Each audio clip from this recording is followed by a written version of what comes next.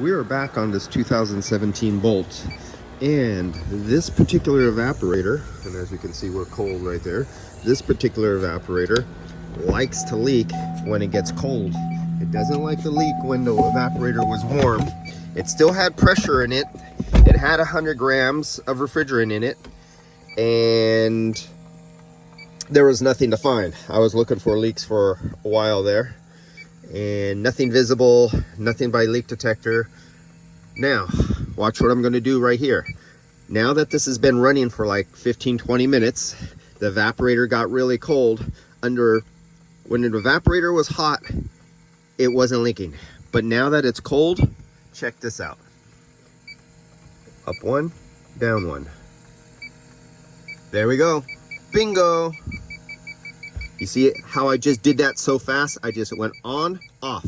And all that did was get the rotor inside the blower just to start turning. No speed, because I don't want to dilute it down with fresh air. I just want a little puff. And that puff of trapped refrigerant in the evaporator is what tells me, because this reads down to parts per million. But when the evaporator was warm and filled with refrigerant, it would not leak. It only started leaking after I had it chilling, got the evaporator nice and cold, and it's leaking like a sieve now. That is the difference between leaks that turn on and off that are temperature sensitive. Had the same pressure in there, but the only difference is the evaporator is cold now, and when I leak tested it with a warm evaporator, it wouldn't leak with a warm evaporator doing the exact same test. There's not one kind of leak or two, there's many types of leaks, and they happen under different scenarios.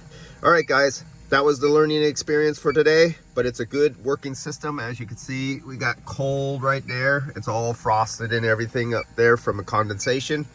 So we're out of this 2017 Bolt. They're going to be doing an evaporator, and which I haven't looked up the parts price yet or labor on this thing, but it's not going to be cheap. And it's a Chevy, so you know, Chevy abandons their have you ever noticed on their EVs, Chevy only makes EVs for a few years and then they abandon the platform, and then you're stranded without parts or really high parts, or you can't get nobody to work on it. And the EV platform for General Motors over their lifespan never stays around long enough for their technicians in-house to learn all the pattern problems before they cut the platform, stop producing the vehicle.